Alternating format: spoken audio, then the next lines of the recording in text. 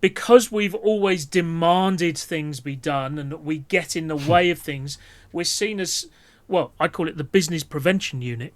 We're seen as, the organisation that is actually trying to stop the business from doing work. And so, of course, we're going to be excluded because we slow down. Welcome to Secure and Simple podcast. In this podcast, we demystify cybersecurity governance, compliance with various standards and regulations, and other topics that are of interest for consultants, CISOs, and other cybersecurity professionals. Hello, I'm Dejan Kosutic, the CEO at Advisera and the host of Secure and Simple podcast. Today my guest is Thom Langford, and he's the CTO of EMEA region at Rapid7, a global cybersecurity company, and is also a director at TL2 Security, a cybersecurity consultancy. He's also a host at the Host Unknown podcast, and he is in this IT and cybersecurity business for about 30 years now, and he has clients from 3 continents. And what is really interesting about Thom is that he's focused on this strategic aspect of cybersecurity and building a cybersecurity culture. So in today's podcast, you'll learn what are the best approaches for these, I would say, strategy aspects of cybersecurity, and also how to connect this to business. Welcome to the show, Thom. Thank you very much, Dan. Okay, it's great to have you here. So, in your view, what is really cybersecurity strategy, and why is this important? I think a cybersecurity strategy is seeing the role that cybersecurity plays in the larger organization.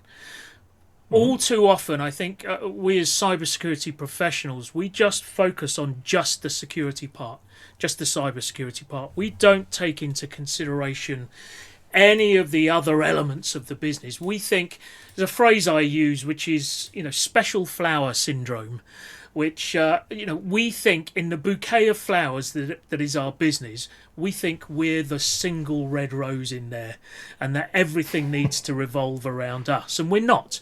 We are just one of the regular flowers, that comprises the whole. And it's all of the flowers put together that combine to make a successful organisation. And so one of the key reasons why we fail is because we don't understand our positioning and the strategy of the organisation as a whole. Okay. So how do you then position a cybersecurity strategy within a company to make it actually meaningful and that it contributes to company goals? So first off, I think is one of the key questions to ask yourself is, what does this company actually do? Most people, when asked, I ask this regularly at conferences and get a show of hands, and it has improved, but certainly when I first started asking 10 years ago, less than a quarter, but sometimes barely a third of the audience had actually read their organisation's annual report, or actually truly understood what they did. That has increased over a little bit of time. I think the message is getting there. But the key here is that the vast majority of cybersecurity senior leadership do not really know fully what their business does. What is the core goal, the core vision of their organisation? And without knowing that, they have no hope at all of aligning their services and aligning their strategy, their own cybersecurity strategy, and aligning their offerings to further the interests of the business. Okay, and then once a cybersecurity professional learns about, let's say, business goals of the company and basically business strategy, how exactly then to make this connection between a business and the cyber? So I think the first part is to understand that your role as a CISO, just as a broad role, or senior security leadership, your role as a CISO is not to make that organisation the most secure you possibly can. Because if you do that, they will stop doing business. If you say that everything that you do has to be fulfilled by that organisation in order to make it fully secure, they will not be able to operate flexibly, dynamically, in an agile manner. Your role as a cybersecurity professional and senior leadership is to help the company achieve its primary goal. Back to that first point of what are we trying? Are we trying to sell widgets? Are we trying to improve the human experience? You know, if we look at Apple's vision and strategy, you know, is it to maximize shareholder profits? Because frankly, if you work for a public company, that's exactly what you do. That is your primary goal. Now, you achieve all that through the judicious use of security, but that is not your primary purpose. The security is not your primary purpose. It's kind of counterintuitive, isn't it? And I would say most security professionals would would not really agree with you. But how do you actually balance, you know, this I would say good security, but not too much of security? So I think part of it is there's a couple of things here. Let's look at some examples. The examples that some of your audience are probably shouting at their screens right now. So if we look at, say, MFA, you know, multi-factor authentication, that's pretty much a fundamental. It's table stakes. It has to be done. And I think you can make a very strong business case as to why it's important. And in fact, the cybersecurity press, the national press in whichever country you're in, will help you make that business case. We know, for instance, in my day job, of all of the vulnerabilities that have been exploited in the wild. I think it's something like 75 or 80% of them are actually exploited through accounts that don't have MFA on them, you know, for whatever reason. It's a shocking statistic. So I think in some ways you can actually say, hey, I can provide at very little cost and very little friction to our users, because they're doing this anyway on their bank accounts. They're doing it already on many, you know, on their Facebook accounts and, you know, their Reddit accounts, whatever. I can provide these fundamentals that will massively improve our ability to repel an attack of some description. So that's one side. You know, fundamentals, yes, we can deal with. The rest of it, though, if we want to start looking at other security tooling or the ability to run a security operations center, the ability to react effectively and decisively during an incident, you have to tie these things back to the business goals and tie them back to the business operations. So one way, for instance, that I sold business continuity, what it used to be called business continuity, now it's resilience, isn't it? That's the buzzword today. But the old BCP, business continuity plans, the way I sold those was, if we implement these and we allocate and we ensure we identify the right services, this ensures that we can continue to bill our clients, i.e. we can continue to maintain an inbound revenue stream. Now that talks a lot more effectively to a company leadership than, it's industry standard practice to have a business continuity plan for something that may or may not happen. You know, so it's actually relating it back to the fundamentals of how that business operates. Okay, and then what kind of, let's say, tool set can cybersecurity professionals use actually to decide, whether they apply more or less security? I mean, above this level of basic security. So is this risk management or is this something else? Yeah, risk management is important. Risk management is really difficult, though. It's really tough. And, if we look at the best way of doing risk management, it's through something like the FAIR methodology. Which is incredibly time and resource intensive, not easy at all. But there are other mechanisms that you can use, even down to simple RAG status, red, amber, green. I remember there's a blog I read, and it's by I'll give you the details for the show notes afterwards. But it's by an ex-NASA employee, senior employee. He was at the forefront in the mission control in Houston for a number of, ranging from Apollo to shuttle missions, etc. The grid that NASA used on a day-to-day basis for measuring risk of an activity was a 5x5 RAG status grid. NASA. Now, yes, they had other mechanisms behind it and other things that they could call on, much more complex environments if they needed to, but in principle it was just a RAG status. So a simple RAG status is a good place to start. Emphasis on to start. You do need to evolve it over time, because there are plenty of challenges with RAG status. So for instance, green is not always good because it could be expensive. Red is not always bad because that's the cost of doing business in a particular environment, right? But as long as everybody understands the context of what the red, the amber, and the green are, and the measurement, whatever that might be, behind it, it gives you a good enough indication of where you should be. And the other side of it as well is, knowing, how much you should sell into the organisation is how much is the organisation willing to spend. This goes back to, again, it's not down to the CISO to necessarily define how much to spend. It's down to the business to know what is their risk appetite. So I could say I need $1 million to see off a potential loss of $1 million over the next 5 years.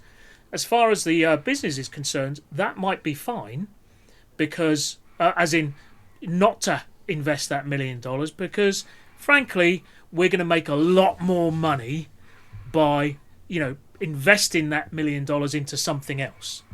But as long as they know that that is the risk and that they are cognizant that that is the trade-off they have made, that's your job as a CISO kind of done. Now, lots of companies are struggling with this concept of basically risk appetite. And how do you start there? I mean, how do you define this appetite? It's really difficult, really difficult. One, how do you measure it? It's a 7. No, it's green. No, it's 900. No, it's alpha echo. Who knows? There's so many different things of what your appetite is, but ultimately it's about what your business, your leadership, your executive leadership, your board is willing to accept. But they can only accept it if they know what it is. It's up to you to articulate it. So you can't expect your board to tell you what their risk appetite is if they don't know what the risk is. So you have to do an awful lot. Now, you'll find that if you go to, any kind of largish public or, even a large private organisation, there will be an audit function of some description. There will be some kind of organisation that measures financial risk and, market risk and things like that. Ask them, talk to them. How do they measure risk? What are the criteria they use? And then see if you can take that and apply it to your environment, because then you're talking the same language. You're talking at 7 or 700 or green or red or whatever, but with your figures and your analysis in it. If there's no direct comparison, then you can look at standards like ISO 27005, for instance. Even the older versions still have very good valid models. The newer one is a little bit more complicated. But look at those and then see how you can apply those to the existing models and perhaps create some kind of mapping. But there needs to be something in a common language. By the way, there is also this ISO 27004, which is about setting objectives and measurement, which would also be useful here in this respect. Yeah, good shout. Okay, and And then let's say that once the companies have a good overview of all the risks and when they want to define this risk appetite, do they simply say that, let's say, top 20% of the risks are not acceptable and that this is basically the way to approach a risk appetite? Or is this more a monetary exercise or what? I think that's down to the individual organization. Very often it comes down to money. That's what, that's what businesses are there for. That you have the outliers of businesses that are not there to make money, and I'm thinking, things like defence or even charitable works. But even charity is about maximising cash available to their good causes, right? But it's very rare that organisations are not focused on making money or increasing shareholder value or something with a $, pound sign, euro sign next to it. Doesn't matter. So I think So I think really it's financial is a good place to start the conversation with the board or the executive leadership. I think by not doing X, we open ourselves up to this amount of loss of data and therefore money, this amount of reputational risk, this amount of legal risk, which you can all get from talking to your other departments. Okay. So this also implies that security professionals should try to, let's say, quantify the risk in monetary terms, right? Because otherwise it would be difficult to discuss these things. As much as possible, yes. My first step would be, let's just at least get some kind of risk score going in the first place, and then you can convert. If you try and do everything all at once, you'll fail. Let's eat this particularly risky elephant one bite at a time. Because otherwise it becomes so big. 6 months later, you still haven't produced anything that's of any valid use. But if you can start to measure it in some way, be that in simple terms, and then start to convert the individual or the key rolled up risks into financial terms, that's a good place to be. But don't expect to get everything done in one go. Okay, now, so far we were speaking about cybersecurity supporting business. Can we actually think about cyber a step forward, where actually cyber becomes one of the elements of competitive advantage of a company? Yeah, I think, even going back 10, 15 years, the competitive advantage of cybersecurity was the holy grail. It was, if we can evidence the fact that we are winning business, we are making more money because of cybersecurity, then we're there. We're making it happen. And I think we can still do that. So, for instance, if we can ascertain that an average breach of a certain severity, blah blah blah, would cost somewhere in the industry X hundred thousands of dollars to recover from, and because of our cybersecurity expertise, we've been able to minimize it and close it down within a day as opposed to 3 weeks, and therefore we've reduced our our huge spend. I think we can show that we've made a significant impact. Okay, I mean, this aspect of cybersecurity is more about reducing cost. Whereas if we think about, let's say, a competitive advantage, we're normally thinking about, let's say, sustainable competitive advantage, which gives a company advantage over, let's say, a couple of years. So to follow on, competitive advantage in that case would be if I've saved you $1 million by closing this incident down, by quickly and managing it, etc. That's $1 million that the sales function doesn't have to make or sell. So, and given that we operate often on 10 points, for instance, as an average, that's $10 million that the sales function doesn't have to sell, because because we've saved that. So that's one side of it. I think the other side of the competitive advantage, and a lot of this does depend on the industry you're in, etc. But a lot of it is when it comes to industry standards, regulation, etc., etc. Would you rather go with a bank that can demonstrate that it behaves and acts with the consumer interest at heart, has proven cybersecurity capabilities, is engaging in whatever forums to ensure that they are safe, versus a bank that just says, we'll look after your money, trust us. And I know most of us, it's a slightly trite example, most of us don't even look that deep into our bank accounts, right? But if we're talking business to business, it's a very big deal. I used to work in the London insurance markets, and the number of know your supplier questionnaires that came through and cybersecurity questionnaires that came through and were followed up on rigorously, because if the particular company I was with was not able to follow it, they were unable to do business with us. Their company policies and their industry regulations stated they were unable to do business with an organisation that couldn't demonstrate X, Y, and Z from a cybersecurity perspective. So that in itself is a cybersecurity, is a competitive advantage, I should say. Yeah. Actually, there is an interesting interesting business case of Apple, right? I mean, their products are, greatly designed, and they have so many of apps and so on.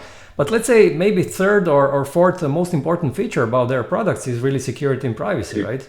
And they insist on security and privacy much more than all of their competitors, and that actually makes an additional appeal for end customers to buy their products because they're the most secure, right? It was about 5 or 6 years ago that Apple led their entire advertising campaign for a season on privacy.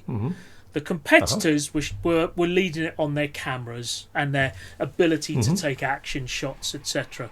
And the Apple one was the Apple logo kind of converted into a padlock with the word privacy underneath it or something like that. They knew it was important, and in fact, that was before its time, in my humble opinion. If we look at the state of the sort of public perception of large companies dealing with our data today, privacy is significantly higher up in there. Especially when we're talking about governments trying to remove end-to-end encryption or trying to get access back doors and things like that. Privacy and a fundamental trust in a company to do the right thing by me as a consumer is actually top of mind now. Okay, one of the ways for cyber actually to enhance a competitive advantage is actually through marketing or through, let's say, brand building. I mean, building trust in a brand. Yeah. How can then security professionals or consultants actually help their companies build their trust, their brand through cyber? Oh, that's a tough one. I'd say put the money where the mouth is. You demonstrate, show that actually what we are, the fundamentals of what we're doing. I've used that word a few times in the last few minutes already, but fundamentally show that the products you're producing, the products you're supporting, etc., are exactly what you say they are. Build a story around it. Build some kind of narrative around why the cybersecurity element is important to this product, even though the average consumer may not see it. That's exactly what Apple have done. It's you don't see it on your phone. I can unlock my phone when I want. I don't get hit with difficult to do activities in order to see my data, etc. But I know when my phone is locked, it's locked. And except for the most tenacious criminals or nation states, nobody's going to get into it if I were to leave it in a restaurant, etc.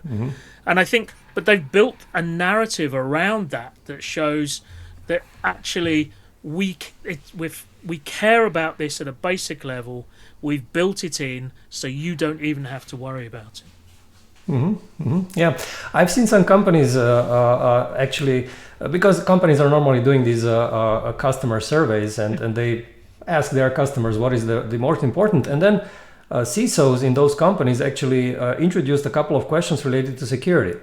So these companies started measuring what security aspects are the most important for customers, and then actually started to focus on those security features the most in order to build the brand. The trust in their brand. So this might also be one way to approach this. Absolutely, trust. I think in any brand, and this is me coming from when I was at a marketing and communications organization, trust is so important. Mm-hmm, mm-hmm.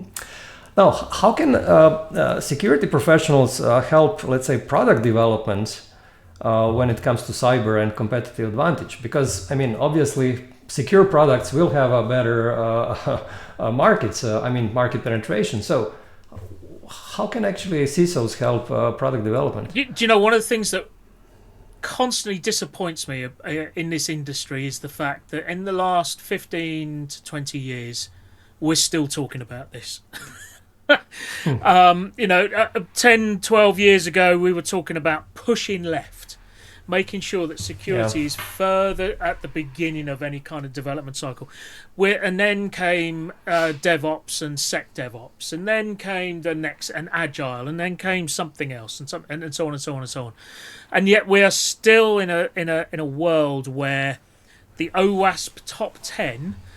There is still cross-site scripting and SQL injection in the top 10 of the OWASP top 10. And they've been in there since the OWASP top 10 was first invented. It's still there. How they are the single most common vulnerabilities, I don't know. So I think it's a good question because we haven't resolved it, to be honest with you. And we should have. We absolutely should have. But the bottom line is, and I think it comes back to one of the first points I was making, which was talking with your other departments, actually working alongside your other departments and seeing them as part of that broader team rather than a competitor looking to take your resources away from you. We have to start looking at team wins, not individual or departmental wins. I'll be honest with you, I struggle to understand why it's still a problem. Why the industry, both the development and IT industry and the security industry, have not just got into a room and had our heads banged together until we've sorted this out, because it's disappointing. Now I do know that software engineering is massively complex. So much more than it was even 15 years ago, let alone 30 years ago. It's massively complex. But we are still seeing these simple, basic mistakes being made. And part of that, I think, to loop it all back in, is because organisations want to get their products to market quickly, because if you get your initial market share, you can actually hold on to it. And the cost of doing that is not building in security. It's one less thing to worry about. The problem is that we as security professionals are not articulating what the true cost of that is over time. I think I heard a stat from Gartner, and years ago I heard this, and I imagine it still holds true, if not even more so, that putting security onto a product afterwards costs up to 6 times the amount of putting it in the first place. Wow. So it's like, why wouldn't we do that? But businesses are not being informed of the true cost of not having it in there in the first place. Yeah, no, that's fascinating. I actually didn't know about this data point, and also the blame is also on security professionals, because especially if they insist on too much security, right? If they're not actually thinking in supporting their business, as we discussed earlier. Then they're avoiding them. Exactly. It's looping back into that first point of, because we've always demanded things be done and that we get in the way of things, we're seen as, well, I call it the business prevention unit. We're seen as, the organisation that is actually trying to stop the business from doing work. And so, of course, we're going to be excluded because we slow down. I heard stories of, somebody, this is, again, going back years, where a team was using some cloud servers, and they met only something like 5 of the 10 internal criteria for using a cloud server. So the security person said, stop that, stop them from using it, brought them in onto a preferred cloud service provider, and then wouldn't let them go live until all 10 criteria were met, which of course was taking months, to the point where the team in question just pulled their servers and said, forget it, we're not doing it. And so they went from 5 criteria in place to no criteria in place, back to 5. What's better? Yeah. Bring them over and then iterate on top of what they have, not stop everything. And that's a sign of bad security, just stopping the business. Yep. Okay, let's switch gears a little bit to people. You mentioned in your blog post that information security is a people-centered industry, right? And you also provided a quote, people aren't the weak link in the security, they're the only link. Yeah, absolutely. Can you elaborate on this a little bit? Well, absolutely. We keep saying that, people are the saying is that, humans are the weak link. I think, without humans, there's nothing. But without humans, there is literally nothing. We don't have a business. We don't have a security team. So how can we say it's the weak? It is the only link in this. We are doing security for our humanity's benefit. If, that doesn't make us the weak link. It makes us the only link in this.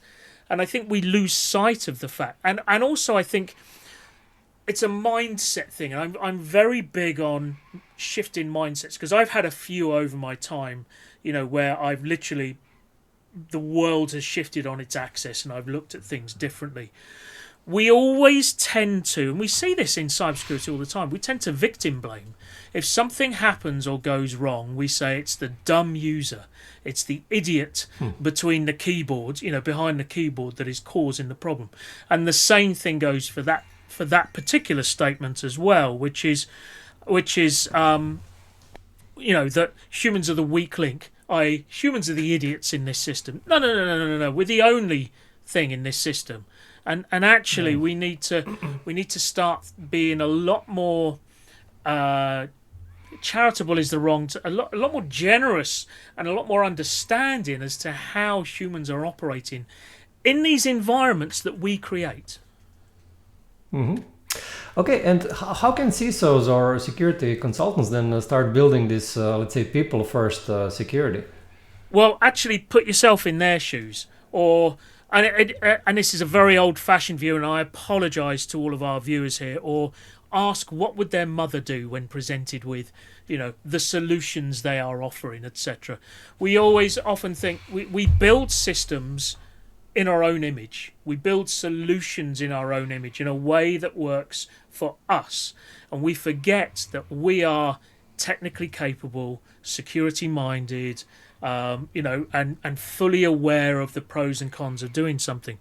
We never put ourselves in the shoes of the user on a Friday night trying to get a job done before the weekend, or the executive assistant for the CEO who's being pressured to provide certain details for a phone call that's about to happen, or anything like that, or the and I say this as a mid 50-year-old man, but the 50, 60-year-old person in the business who's really not that au fait with technology and really not that comfortable with it, and yet we're thrusting these heavily regulated and complex systems onto them in the name of security.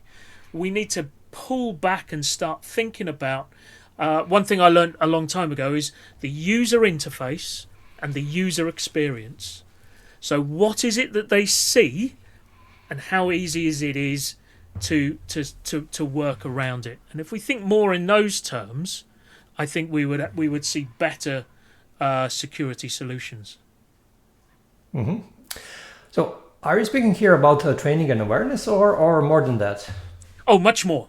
Training and awareness is important. I think, and by training and awareness, I do not mean sticking people in a room once a year and shouting PowerPoint at them for an hour. I mean actual regular, ongoing, bite-sized snippets through multi-channel mediums, be that messaging or text or email, or a little bit of PowerPoint, or a bit of film, or a blog, or an audio snippet, or some kind of interactive session on their computer.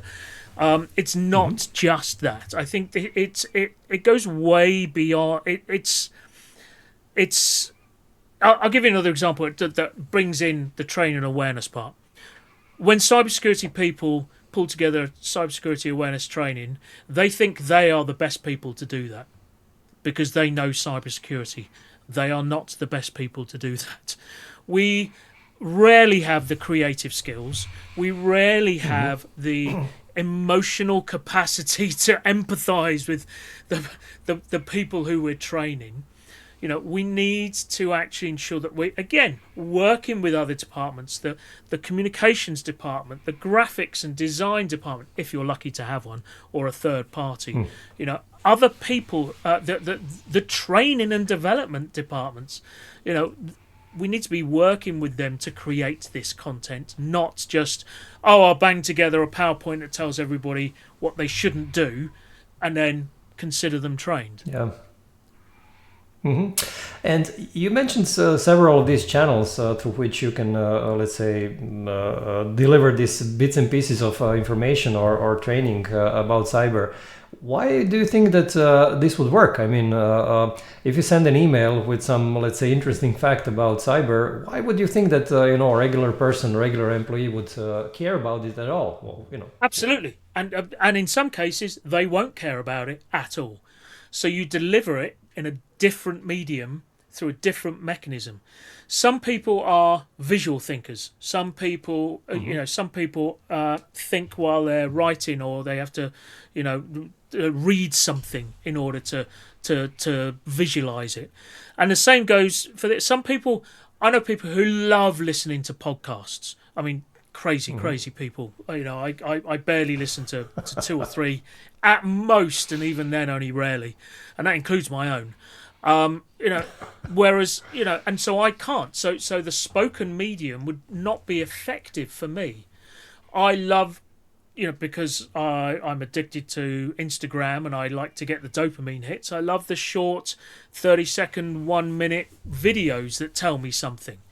Other people need to get it in an email because they will read it and file it away in a different place. So the multi-channel approach, which is an old marketing term, an old sort of digital marketing term, is a way of actually getting the message across through different mediums. That's why advertisers will use newspapers, digital advertising boards, TV, radio, the cinema. They'll sponsor podcasts. They will put a leaflet through your door. That's why they do this, because different people respond to different forms of messaging in different ways.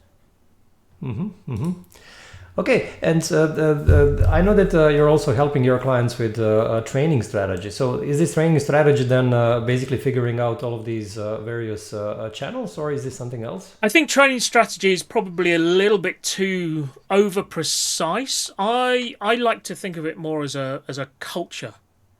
It's a cultural strategy, and it's tying everything that we've just talked about up till now into what is it, or what behaviours are we trying to introduce in our users?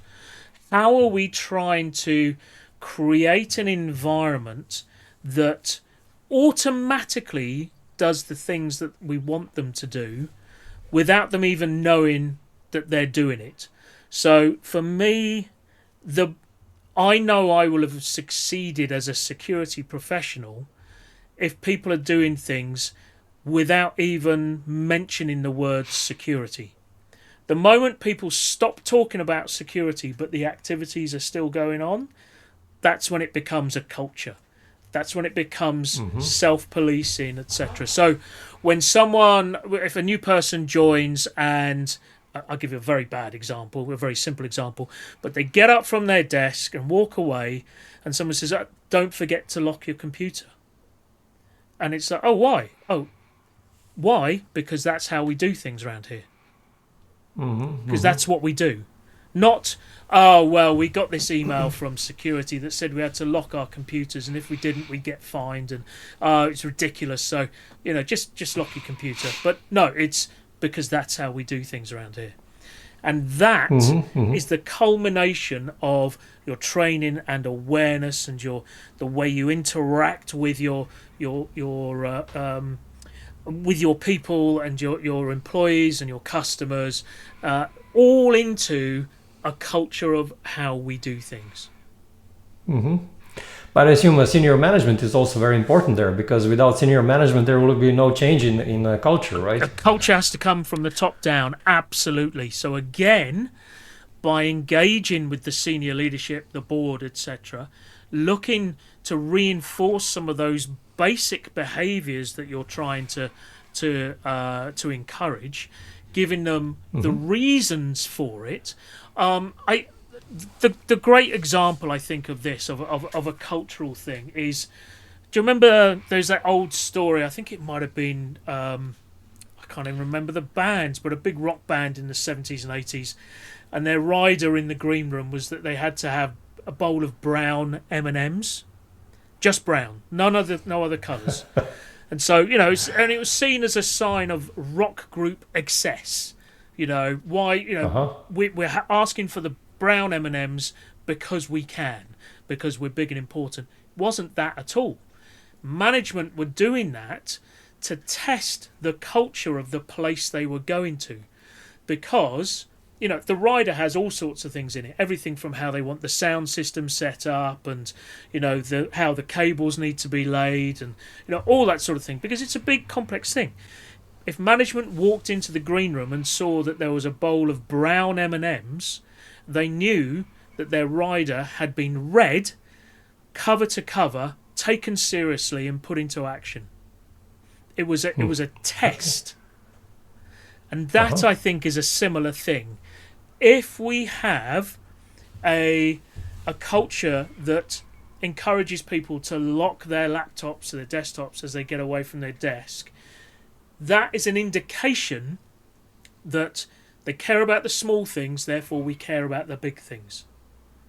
It's an indicator of who we are and how seriously we take security. Okay, interesting. And speaking of training and awareness, you mentioned that this humor and storytelling is really important to make this work. So, can you explain or give some examples for that? Absolutely. So storytelling, I think one of the key problems with training is, especially in security, I can't talk about many others, but at security it's do this, do this, do this, don't do this, don't do this, don't do this. And that's it. End of. And it very rarely, it's getting better, but it very rarely is it, here's why, here's the scenario, here's the from A to B story of what happens if in your day-to-day life you don't do this, this and this, or you do this, this and this. Here are the implications. And a story helps tell us that, because what stories do is they create emotional investment and generate a visceral response in your body. So if you're reading a good book, and it's maybe an action book, or even, I don't know, a romance, who cares? But the hairs on the back of your neck will stand up at certain points because you're excited and you are and you're invested in it. That's because what you're reading is creating a visceral response in your body, a chemical change in your body, and you will remember that. It's a bit like your very first kiss as a teenager. Right? You see, the fact that I can tell by your smile alone that you're remembering it already, because it generated, yes, because it generated a chemical change in your body that encouraged you to remember it. Right? That's what we need to do. Maybe not go around kissing all of our people, but I'm available. Probably not. I'm just saying, I'm on offer. I can consult. But not that we do that, but we create that same chemical, visceral change in our bodies because it's a story that we have emotional investment in that then tells us gives us a lesson about how to behave or how not to behave. And that is training and awareness done right. That is training and awareness that people will remember. What they won't remember is the do's and the don'ts. They'll remember how it made them feel and then connect the dots back to, oh, I felt like this because this happened, and that happened because he forgot to switch on MFA or whatever it is. Yeah, and I assume that these security professionals always have these stories in their careers, right? They just have to uncover them and tell them in an interesting way, right? And make them relevant. Make them relevant as well. That's the other important part of it, because if it's purely about that one time I was in the server room, well, most people don't even know what that is. It makes no sense to them whatsoever. But it needs to be a relevant story that's going to allow them to do that. And I think the humour side helps embellish that. There's a reason why we tell jokes, right? Because they're funny, they create a visceral response. Most stories we tell to each other over a dinner party or whatever will often have humour in them, more often than not, than anything else. They might, occasionally they might have, extreme danger or something like that. That's a slightly different kind of story. But very often it's a humorous story. And what humour does, humour is almost like the natural drug that keeps on giving. It's very rare Monty Python is a great example, right? It's first made in the 60s and early 70s. People still laugh at it. People still watch it and enjoy it. That drug has not worn off. The comedy drug has not worn off. And I think that's really important. No, I mean, I fully agree with you, but I see that the challenge of many security people is that they are simply not funny. I mean, they don't consider them funny, or they don't know how to tell jokes, And then how to overcome this challenge then? Bring in the experts. Bring in the training people. The training and awareness people. Bring in the third parties who do this. I know I'm very close friends with somebody who runs a production company that used to create these films until he was bought out by a larger company. I mean, he was literally so good at it that he made millions off it by selling it to someone else. These products exist. They do exist out there.